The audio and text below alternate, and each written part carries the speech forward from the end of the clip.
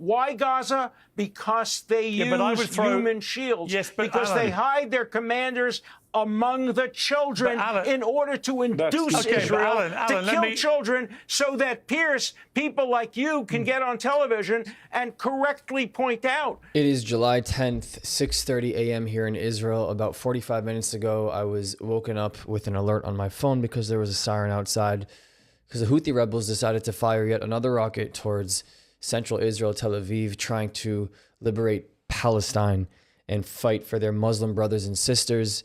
That's the boots on the ground reality that I'm sure people around the world are not really seeing. And so I apologize for the tone of my voice and also the sound because it is quite early and haven't been able to fall back asleep since I was just downstairs in the stairwell with the rest of the residents in my building waiting for the safe time to go back upstairs. In the meantime, while the Houthi rebels and its proxies decide to continue to fire towards civilians in Israel, Hamas has always decided to hide behind its own civilians. And let's go to Piers Morgan to see this with an interesting anecdote. Israel's government is currently, with the way it's prosecuting this war in Gaza in the last few months, is very rapidly losing global support, even from key allies who do not think this is self-defense anymore.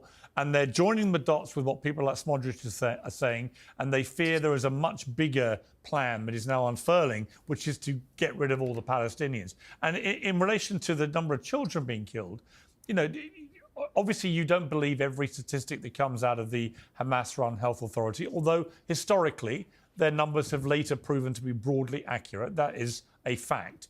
But the reality is we know from reporters on the ground, we know that probably 20 to 25,000 children have been killed here. This cannot be right, Alan, that this continues. Well, let me respond. There was a war in Iran.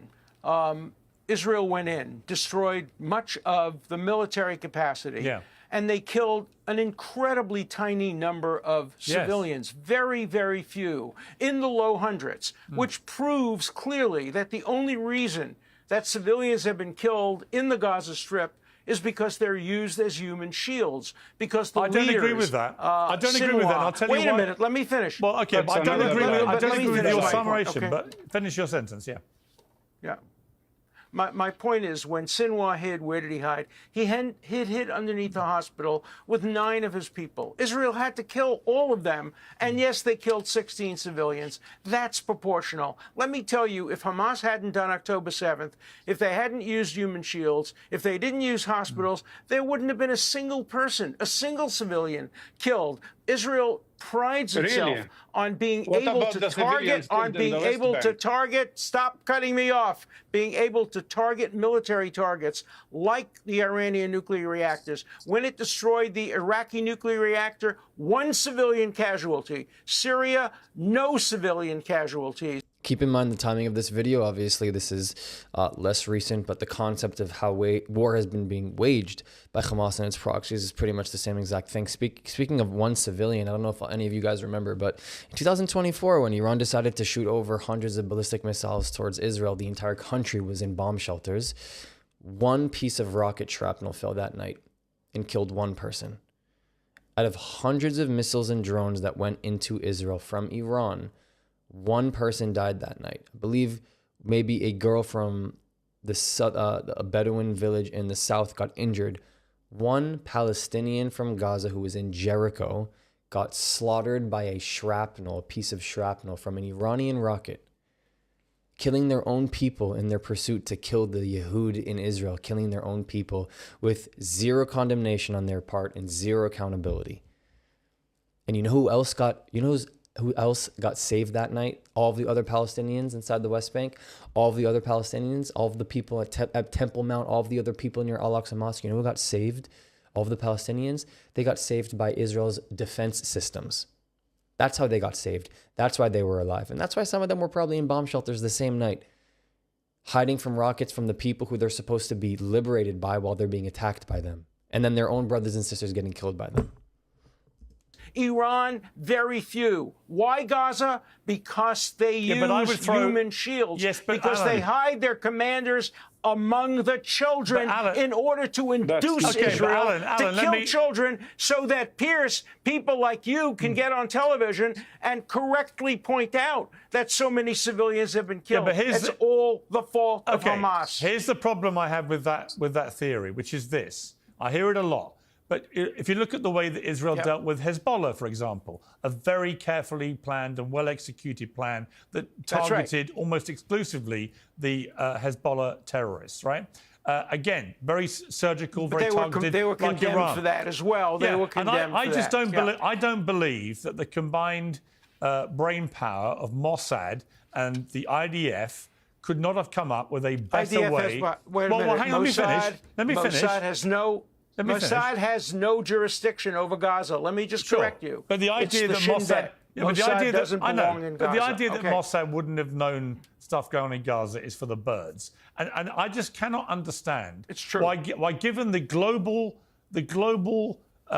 dismay about what has been happening in Gaza, that with the destruction of 70% of Gaza now, with so many children being killed, everybody accepts that Israel's trying to go after Hamas, but they also accept and understand, because it's clear that way too many children are being killed here, and that the end goal of getting the hostages released is not happening, right? That the language for Smodrix makes people think there's a different plan going on here. And so my question really is, he has no influence. There has to have been a better way than just leveling Gaza to the ground. And I think it's been driven by... I agree with you. Do you not think? No, I agree with you that there has to be a better way. And the better way would have been for Hamas to come out and fight in the open like brave people do all over the world. But instead, they hide behind children and babies. They use them as human shields. And that's why Israel has to go in order to dismantle Hamas. Israel never benefits from killing a civilian. Why would any Israeli ever want to kill a civilian? So why does it keep doing it, Alan? They lose in your court of public opinion. Yes. They lose on your television show. Yes. If they kill a civilian, they don't want to kill civilians. It's the best point that he brought up right there. I was waiting for him to say that. Is Israel loses every single time. Not only it kills a civilian, Israel loses every single time it makes a decision. This is a lose-lose battle for Israel. It has always been a lose-lose battle for Israel. And then you have Piers saying, why is that? And it's like, Piers, it's very telling that you don't know the answer to that question as somebody who's been talking to people from all over the world on both sides of this conflict, and you're the person who's working in PR and media.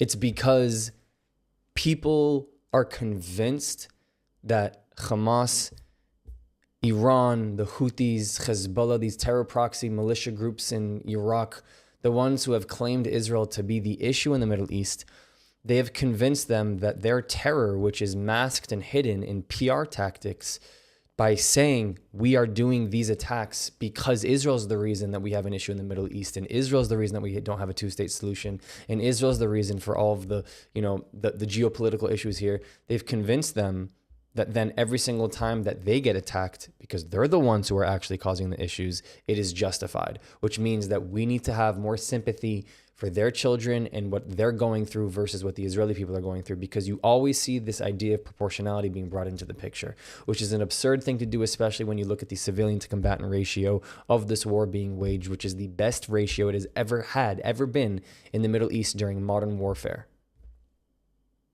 So let's just look at the facts. People don't want to look at the facts. Here are the facts for you. Thank you so much for all your support. Hopefully I'll see you next time, not after a siren. If you want to continue the conversation, you can support my work for free. Discord does not cost a thing. It is the best way to connect with me and others who are seeking the truth. The link is in the description. But if you want to take it one step further, my Patreon gives you access to the Israel you don't see, uncovering the untold stories of what mainstream media does not show you. The link is in the description, and it helps me to continue this work. Or if you're just looking to help this thing go, PayPal and Buy Me a Coffee is a really easy way to support me. This channel, this work does not happen without all of you. Thank you. I love you. I'll see you next time.